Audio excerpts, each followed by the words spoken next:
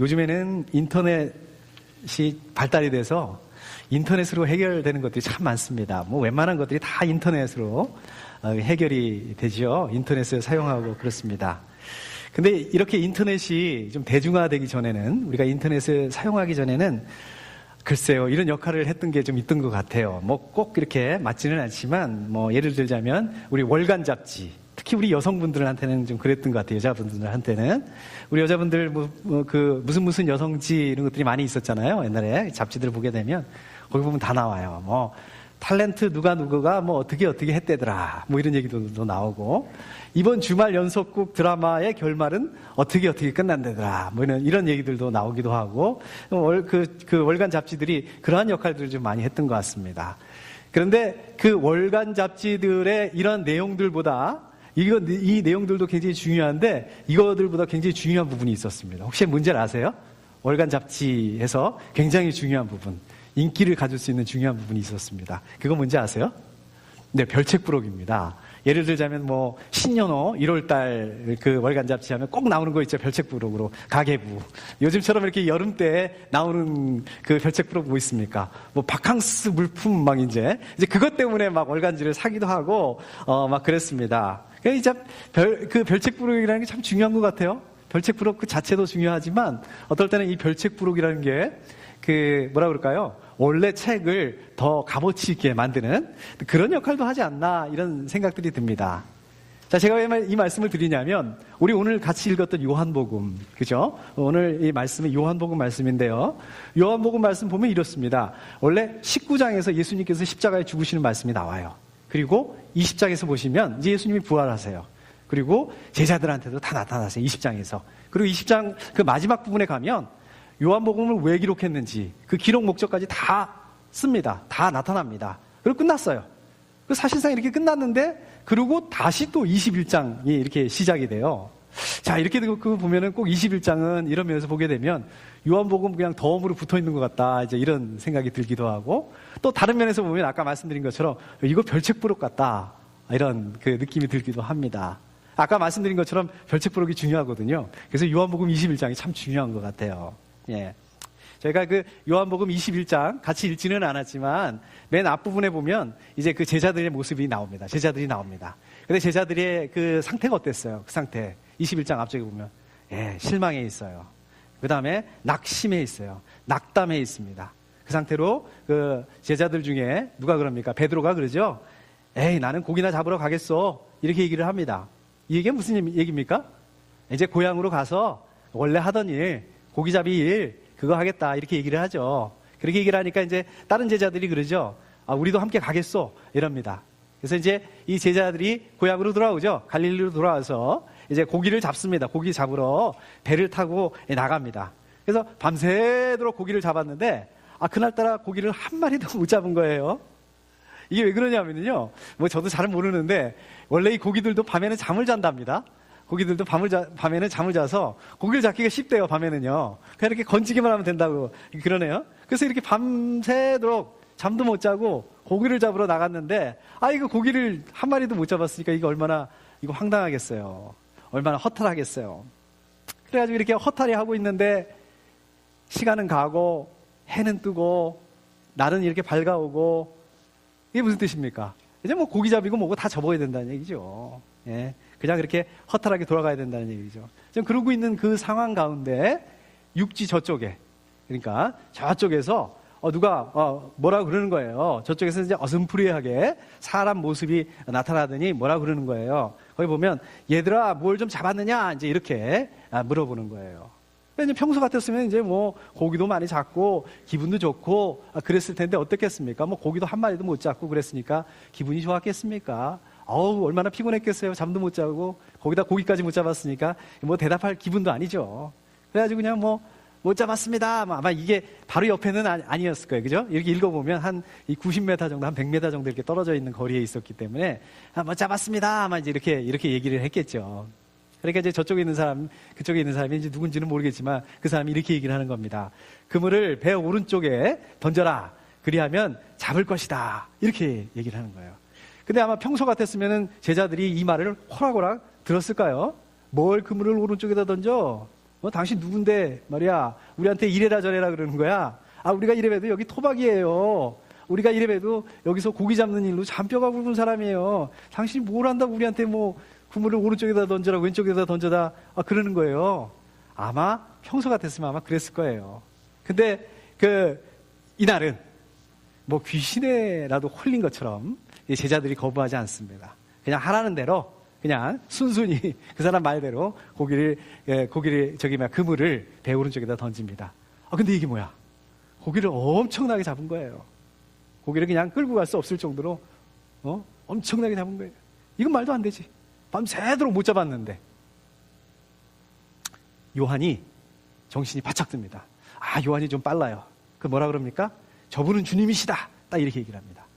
그러니까 이신전심이라고 옆에 있던 베드로, 이 사람 빠르죠? 벌써 바다로 뛰어들고 있어요. 벌써 바다로 뛰어들어가지고 헤엄을 쳐서 예수님한테로 갑니다. 베드로 대단하죠? 뭐 조금 있으면 어차피 어련히 이제 배가 그쪽으로 갈 텐데, 아까 말씀드린 한 100m 정도 뭐 금방 갈 텐데 말입니다. 베드로 역시 다릅니다. 성격 급합니다. 뭘 하나도 달라요. 역시 수제자. 아니죠. 아닙니다. 사실 베드로가 이렇게 했던 이유가 있어요. 무슨 이유일까요? 왜 그랬을까요? 왜 베드로가 이렇게 쉽게 말하면 좀 오버한 거거든요. 왜 이렇게 오버할 수밖에 없었을까요? 그러니까 요한복음 13장 37절에 보면은 베드로가 이렇게 얘기합니다. 예수님한테 나는 주님을 위해서는 내 목숨이라도 바치겠습니다. 이렇게 얘기를 합니다.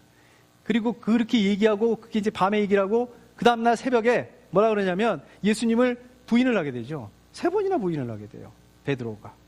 그것도 요한복음이 아니라 저희가 누가복음에서 보게 되면 베드로가 이렇게 예수님을 부인하고 있는데 예수님이 저쪽에서 쳐다본 거예요. 눈이 딱 마주친 거예요.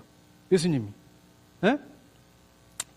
그러니까 지금 예수님을 부인했던 베드로, 오늘 말씀, 예수님이 베드로가 예수님을 부인했던 이 사건이 오늘 말씀에서 아주 옛날 얘기가 아니란 말이에요. 뭐 몇 년 전 얘기가 아니에요. 몇 달 전 얘기가 아니에요. 불과 며칠 전 얘기예요.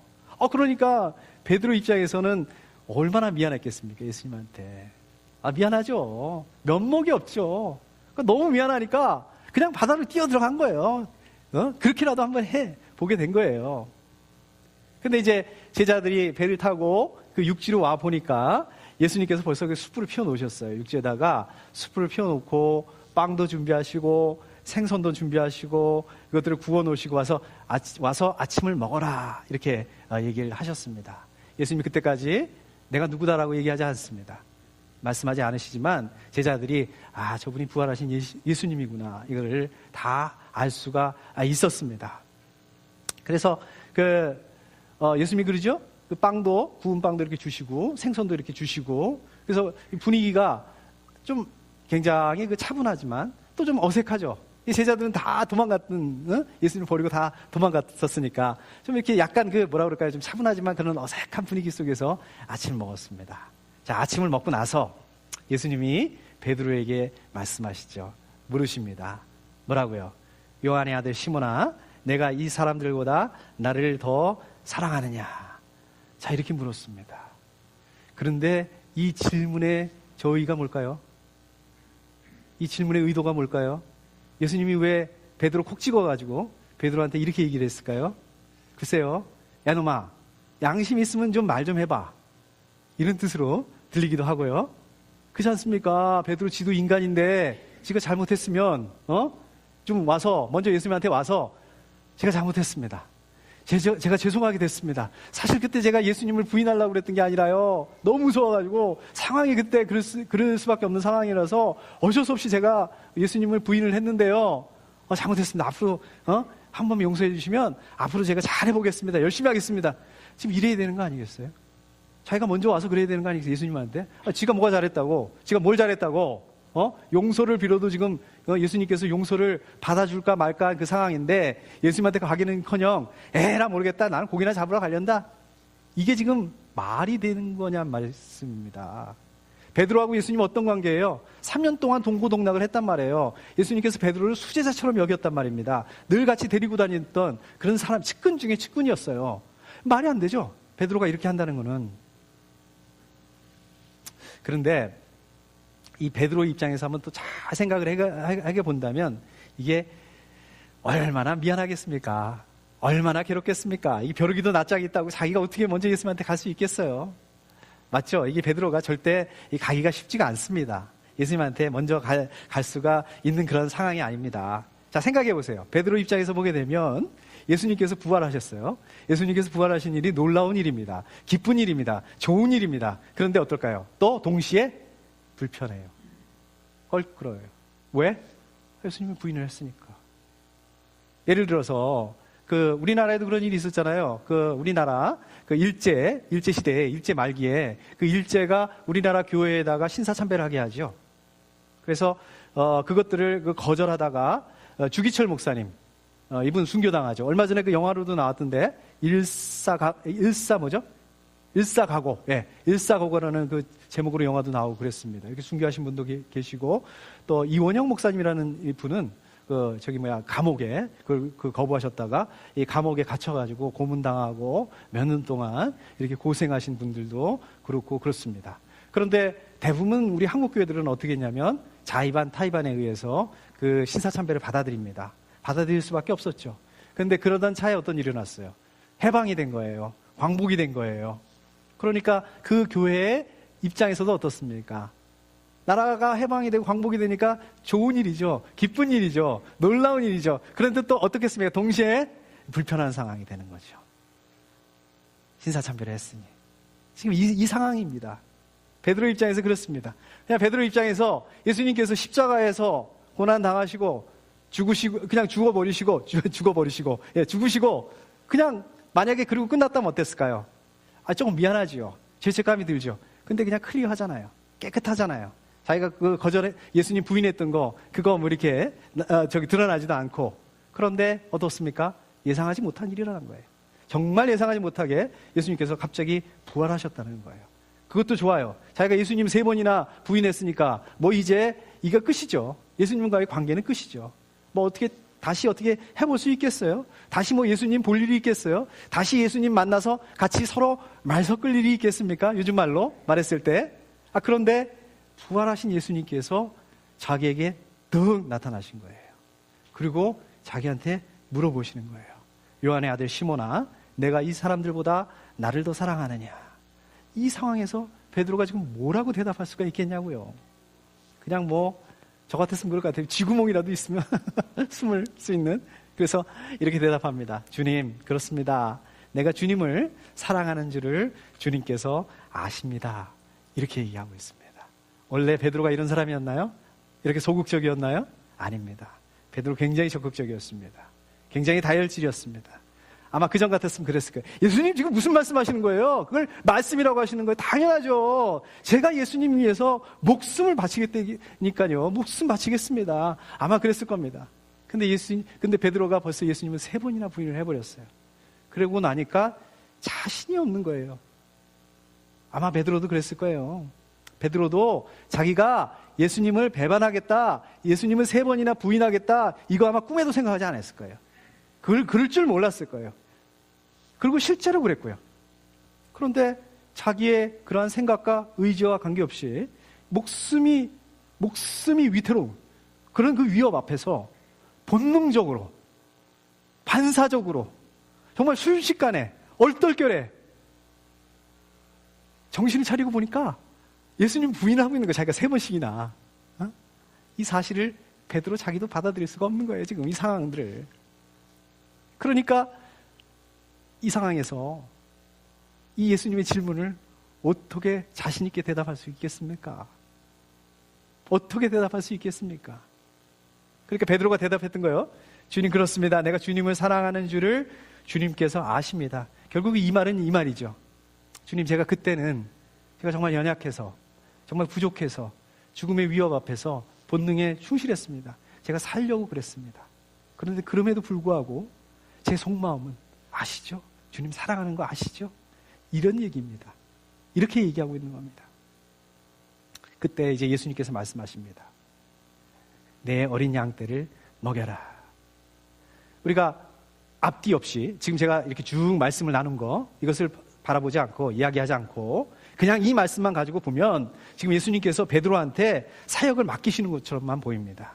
그런데 여기에는 물론 사역을 맡기는 게 맞습니다. 그 사역을 맡기는 거 그 이상의 의미를 포함하고 있습니다. 자, 한번 보실까요? 우리 말씀 한번 찾아보도록 하겠습니다. 요한복음 13장 말씀입니다. 요한복음 13장 4절부터 8절까지 말씀입니다.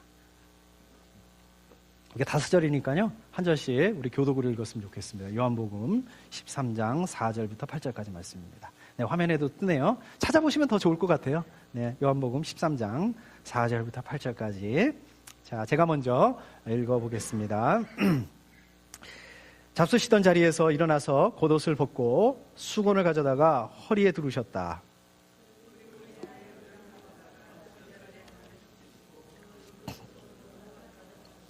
시몬 베드로의 차례가 되었다. 이때 베드로가 예수께 말하였다.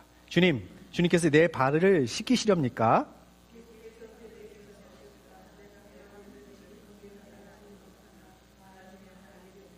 예, 우리 마지막은 같이 읽겠습니다. 베드로가 다시 예수께 말하였다. 아닙니다. 내 발은 절대로 씻기지 못하십니다. 예수께서 그에게 말씀하셨다. 내가 너를 씻기지 아니하면 너는 나와 상관이 없다. 네, 아멘. 이 말씀 잘 하시는 말씀이죠. 우리가 어떤 말씀을 알려져 있습니까? 이거 소위 말해서 그 세족식이라고 이렇게 알려져 있죠. 여러분들 그 세족식 해보셨죠? 저도 청년부 때 수련회 가서 세족식 해봤습니다. 또 한국에 있을 때 그 아버지 학교에 했더니 그 마지막으로 이렇게 세족식을 하는데, 저는 좀 어색하고 좀 어정쩡하게, 좀 어색해서 그런지 어정쩡하게 어쩔 수 없이 이렇게 좀 했던 그 기억이 있습니다. 그런 경험이 있습니다. 생각해 보세요. 남의 발을 이렇게 씻어준다. 이것도 좀 그렇고요. 또 다른 사람이 내 발을 씻어준다. 이것도 좀 어색하고 좀 그래요. 자, 그러면 오늘 이 말씀 요한복음 당시에, 예수님 당시에, 우리 제자들 당시에 이런 세족식을 자주 했을까요? 예수님은 제자들한테 이런 일을 자주 하셨을까요? 이 어떤 의미를 가지고 있었을까요? 이 세족식은 어떤 의미를 가지고 있었을까요? 사실 당시의 그 문화적인 배경에서 보게 된다면 이 남의 발을 씻어주는 일, 이거 쉬운 일 아니었습니다. 솔직히 말씀드린다면. 이게 왜 그러냐면요. 한번 생각해 보십시오.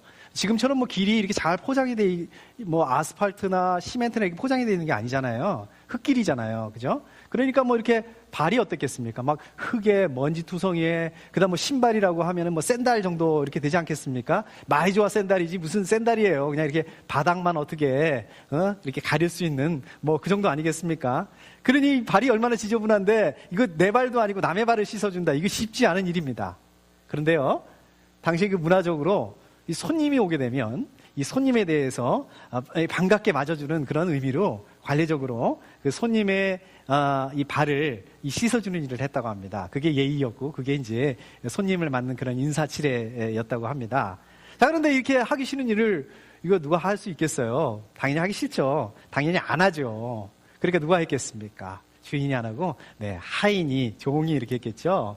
그 중에서도 가장 낮은 종, 하인 중에서도 서열이 가장 낮은 종이 일을 했다는 겁니다. 그래서 사실 이 세족식, 남의 발을 닦아주는 이 일이라는 거는요, 어떻게 생각해 보면은 더럽고 하기 싫은 일이에요. 그런데 그 일 자체가 더럽고 하기 싫다 이런 의미도 가지고 있지만 어떻습니까? 이거는 하인이 하는 일, 그냥 낮은 사람이 하는 일, 하인 중에서 제일 낮은 하인이 하는 일, 이런 일인 것입니다. 그러니까 내가 하기에는 좀 자존심이 허락하지 않는 일이에요. 난 하인이 아닌데, 난 하인이라 하더라도 좀 높은 그 계급에 있는 하인인데 내가 그걸 왜 해? 이제 이렇게 되는 거죠. 우리도 마찬가지 아니겠습니까? 사실 우리가 절대 할 수 없는 일들이 있어요. 좀 몇 가지 있습니다. 근데 그것도 보면 사실 까짓 거 하려고 맘만 먹으면 할 수 있는 일이에요. 그런데 어떻습니까? 그게 할 수 없어서 그런 게 힘들어서 그런 게 아니라 자존심 문제라는 거예요. 감정 문제라는 거예요. 내가 누군데 지금 나를 뭘로 보고 지금 저런 일을 시키는 거야, 나한테. 저런 일을 나한테 부탁하는 거야. 내가 여기서 들어주면 절대 안 돼요. 할 수 있지만 들어주면 절대 안 돼요. 다음에 또 시키. 다음에 또 부탁할 거 아니야. 여기서 밀리면 안 돼. 결국 이런 거 아니겠습니까? 이런 문제라는 거죠. 자, 사실 어떻습니까? 예수님께서 제자들의 발을 씻어줘야 될 게 아니라 제자들이 예수님의 발을 씻어줘도 부족한 그런 판입니다. 그런데 그럼에도 불구하고 예수님께서 어떻습니까? 제자들한테 몸소 보이신 거죠. 섬김을 보이신 거죠. 이렇게 섬겨라. 이렇게 섬겨야 한다. 실천하신 겁니다. 우리는 그 서번 리더십이라고 그러잖아요. 그것들을 보면서 섬기는 리더십, 거기에 대해서 말씀하고 있는 말씀 아니겠습니까? 맞는 말씀입니다. 자, 그런데 여기서 조금 이해 안 가는 그 부분이 있습니다. 자, 어떤 부분입니까? 자, 8절 말씀에 보게 되면 베드로가 이렇게 얘기합니다. 아닙니다. 내 발은 절대로 씻기지 못합니다. 자, 이럽니다. 이게 무슨 말이겠어요? 베드로가 아까 말씀드린 것처럼 그런 문화, 자기가 지금 이거 아직 예수님 십자가에 죽으시기 전이에요. 베드로가 지금 그 예수님을 부인하기 전이에요. 아무튼 베드로가 자기가 그 제자로서 선생님 예수님의 발을 씻어주는 게 오히려 당연한데 선생님이 자기 발을 씻어준다고 하니까 죄송한 거죠. 황송스러운 거죠. 그래서 이렇게 말했던 거죠. 그렇게 말할 수 있잖아요. 우리라도 그럴 수 있지 않습니까? 근데 예수님의 반응을 보면 이렇습니다. 내가 너를 씻기지 아니하면 너는 나와 상관이 없다. 이게 무슨 말씀이냐는 얘기예요. 베드로가 예수님이 발을 씻어주는 게 미안해가지고 너무 죄송하고 그래서 그러지 말라고 이렇게 얘기를 한 건데 예수님께서 정색을 하고 내가 너를 씻기지 않으면 너와 상관이 없다. 이러신 거예요. 제가 예수님이라면 그랬을 것 같아요. 그래? 그래, 내가 네 마음 알아. 베드로, 네가 미안해서 그러는 거 알아. 알았어. 그럼 너는 넘어갈게. 자, 우리 다음 사람에게 하자. 자, 아마 저 같았으면 그랬을 것 같아요. 그런데 굳이 여기다 대놓고 이런 베드로한테 뭐라고 예수님 말씀하시냐면, 그래? 그럼 너와 나는 상관이 없어. 지금 이렇게 말씀하시는 거예요. 그러니까 이 말씀은 그러면 내가 네 발을 씻길 수 없다면 이제부터 너와 나는 아무런 관계가 없는 사람이 된다. 이런 얘기입니다.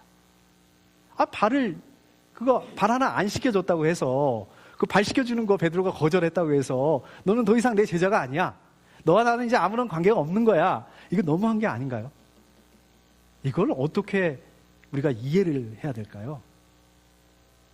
자, 우리가 이거를 보시기 위해서 이 세족식보다 잠깐 그 앞에 있는 부분들을 좀 보셔야 됩니다. 요한복음 13장 1절에 보게 되면 이런 말씀이 나오죠. 세상에 있는 자기의 사람들을 사랑하시되 끝까지 사랑하셨다. 바로 이 말씀으로 해서 시작이 됩니다. 그리고 2절에 가면 무슨 얘기 나와요? 가룟 유다 얘기가 나옵니다. 가룟 유다가 예수님을 배신할 것이다. 이 말씀이 나옵니다. 그러니까 예수님께서 제자들을 사랑하시되 끝까지 사랑하셨다. 끝까지 사랑하셨는데 가룟 유다는 빼고 사랑하셨다. 맞나요? 가룟 유다는 배신할 거니까? 아니죠. 이 배신자 가룟 유다를 포함해서 예수님께서는 사랑하셨다는 말씀입니다. 가룟 유다가 예수님 자기를 배신할 것을 팔 거를 알았음에도 불구하고 아셨음에도 불구하고 사랑하셨다. 바로 이 말씀이죠. 그런데 3절에서 보게 되면 뭐라고 되어 있습니까? 아버지께서 모든 것을 자기 손에 맡기신 것과 하나님께서 예수님한테 맡겼다는 거예요. 뭘 맡겼어요? 모든 것을. 뭘 포함해서? 가룟 유다를 용서할 것인가 말 것인가, 이 제자들을 용서할 것인가 말 것인가, 이게 예수님께 맡겨져 있다는 얘기입니다. 그런데 예수님께서는 가룟 유다를 포함해서 예수님을 버리고 도망갈 이 모든 제자들을 용서하기로 결정하셨다는 겁니다. 그리고 그 의미로, 내가 용서한다는 그 의미로 발을 씻기셨다는 겁니다. 그러니까 거기 보시면 세상에 있는 자기의 사람들을 사랑하시되 끝까지 사랑하셨다. 예수님의 사랑이죠. 예수님의 사랑하고 세족식이 이렇게 연결되는 겁니다. 그러니까 제자들의 발을 씻기신 거는 예수님께서 섬김의 모범을 보이고 이렇게 섬겨라, 뭐 이거 맞다고요. 그것뿐만 아니라 또 하나 더 의미, 제자들 너네들 무서워서 도망갈 건 내가 다 알아. 이 밤이 지나고 나면 내가 십자가에 못 박히게 되면 너희들 도망갈 거 다 알아. 너희들이 연약해서 그러는 거 내가 알아. 그런데 너희의 그 연약함을 내가 용납하고 용서한다. 내가 받아준다. 그러니까 너희들도 지금 내가 했던 것처럼 다른 사람들을 용납하고 용서해주고 사랑해줬으면 좋겠어. 지금 이 의미인 것입니다. 발을 닦아주는 것은. 그런데요, 잘 보세요. 여기서 용납하고 용서하고 사랑해줘요. 서로 용납하고 용서해주고 서로 사랑해줘야 될 그 서로에 누가 들어가냐면 예수님을 팔 가룟 유다도 들어간다는 거예요. 걔만 빼고. 이거 아니에요. 걔도 포함해서예요. 무슨 말씀이에요? 예수님께서 가룟 유다가 회개하고 돌아오기를 기다리고 있었다는 거죠. 그때까지. 그럼에도 불구하고 가룟 유다가 안 돌아와? 회개 안 하고 안 돌아와? 그럼에도 불구하고 이 안 돌아오는 가룟 유다들까지도 좀 용서해 주라. 제자들한테 이거 얘기하고 있었던 겁니다. 아까 말씀드린 것처럼 하나님께서 예수님한테 맡겼다고 그랬죠? 제자들 가룟 유다 용서하고 말 거, 용서하느냐 안 하느냐, 이거 예수님한테 맡겼다고 그랬죠? 이제 예수님도 제자들한테 맡기고 있습니다. 가룟 유다를 포함해서 다른 사람들을 용서할 것이냐 말 것이냐, 용납할 것이냐 아닐 것이냐, 사랑할 것이냐 아닐 것이냐, 이런 것들을 맡겼다는 것입니다. 그러니까 이런 의미를 포함하고 있기 때문에 이런 의미에서 보게 된다면, 이런 차원에서 보게 된다면, 아까 베드로가 그랬죠? 아닙니다. 내 발은 절대로 찢기지 못합니다. 이 말은 무슨 뜻을 가지고 있냐면, 예수님이 아무리 그렇게 얘기를 해도 절대로 나는 용서 못합니다. 나는 절대로 용서할 수 없습니다. 이 뜻을 가지고 있기 때문에, 그래, 네가 그렇게 된다면, 내가 너를 씻기지 않는다면 너는 나와 상관이 없다. 이렇게 말씀하신 겁니다. 그렇게 연결이 되는 겁니다. 자, 오늘 말씀으로 돌아와서 요한복음 21장 15절 말씀으로 돌아와서 예수님께서 그러죠? 베드로한테 내 어린 양떼를 먹여라. 이 말씀 무슨 말씀입니까? 아까도 말씀드린 것처럼 베드로, 네가 그렇게 나를 사랑해? 그래, 네가 그렇게 사랑한다면 이 땅에서 내 사역을 좀 맡아주었으면 좋겠어. 내 사역을 좀 맡아줘. 그리고 내 사역을 좀 성장시켜줘. 그리고 그 결과를 좀 나한테 보여줘. 이거 아닙니다. 이거 아니고요, 예수님의 사역의 본질이, 그래, 네가 내 사역을 맡아줘. 그런데 내 사역의 본질은 사랑하고 용납하고 용서하는 것이야. 그걸 잊지 않았으면 좋겠어. 그걸 잊지 말아줘. 이 본질을 좀 붙잡아줘. 이 뜻인 것입니다. 예수님을 위해서 목숨을 바치겠다고 큰 소리 뻥뻥 치고 하루를 넘기지 못합니다. 그리고 예수님 보는 그 예수님의 눈앞에서 예수님은 3번이나 부인했어요. 베드로. 야, 제가 생각해도 베드로가 얼마나 처참하겠습니까? 이 상황에서 베드로가 어떻게 예수님한테 갈 수 있겠습니까? 어떻게 지가 다시 사역을 하겠다고 말씀할 수 있겠어요, 예수님한테? 근데 예수님께서 베드로의 이 마음을 아신 거예요. 베드로가 절대로 자기한테 올 수 없다는 걸 아셨기 때문에 먼저 베드로한테 가신 겁니다. 그리고 다시 한번 사역을 맡겨주시고 있는 거예요, 베드로한테. 다시 한번 기회를 주고 있는 거예요. 다시 한번 베드로를 믿어주시고 있는 거예요. 이게 바로 베드로를 사랑하시되 끝까지 사랑하셨다, 이렇게 말씀하시는 그 말씀인 것입니다. 그런데 베드로만 사랑하나요? 그런데 베드로만 사랑하시되 끝까지 사랑하시나요? 하나님께서는 바로 여러분들을 사랑하셨다는 것입니다. 여러분들을 사랑하시는데 끝까지 사랑하셨다는 것입니다. 이거 믿으세요? 여러분들을 사랑하시는데 어떻게 사랑하신다고요? 네, 그렇습니다. 사랑하시되 끝까지 사랑하신다는 것입니다. 그래서 이럴 수 있습니다. 우리도 베드로처럼 내가 이거밖에 안 되는데, 내가 뭐 하나님 앞에 설 면목이 있나? 과연 이렇게 부족한 나를 사랑하실 수 있을까? 하나님께 사랑해 주실까? 이러한 나도 하나님께서 용납해 주실까? 그렇습니다. 우리가 회개하고 돌아가기만 한다면 여러분이 어떤 일을 했던 간에, 어떤 상황에 있든 간에 하나님께서 여러분들을 사랑하고 용납하고 용서하실 준비가 되어 있다는 것입니다. 여러분들을 사랑하시는데 얼마나 사랑하셨냐면 정말 끝까지 사랑하셔서 바로 여러분들 한 사람 한 사람들을 위해서 예수 그리스도께서 십자가에 죽으셨다는 것입니다. 하나님 이런 분이십니다. 예수님이 이런 분이십니다. 그럼 우리는 어떻게 해야 될까요? 여러분들은 어떻게 하셔야 되겠습니까? 여러분들 무엇을 하셔야겠습니까? 하나님께서 여러분들에게 무엇을 하시기를 바라고 있는 것입니까? 그렇습니다. 하나님께서 여러분들을 사랑하시고 용납하시고 용서하신 것처럼 여러분들도 다른 사람들을 사랑하고 용납하고 용서해야 합니다. 그걸 바라시는 것입니다. 다 할 수 있어요. 내가 용서할 수 있어요. 용납할 수 있어요. 사랑할 수 있어요. 근데 그 대상이 누구입니까? 저 사람은 정말 사랑하고 용납하고 용서하고 안 돼요. 힘든 사람이 있습니다. 그 사람이 누구입니까? 여러분들에게 있어서 사랑하고 용납하고 용서하기 힘든 사람이 누구입니까? 여러분들에게 있어서 가룟 유다 누구입니까? 바로 여러분들이 생각하고 있는, 바로 지금 머릿속으로 생각하고 있는 바로 그 사람.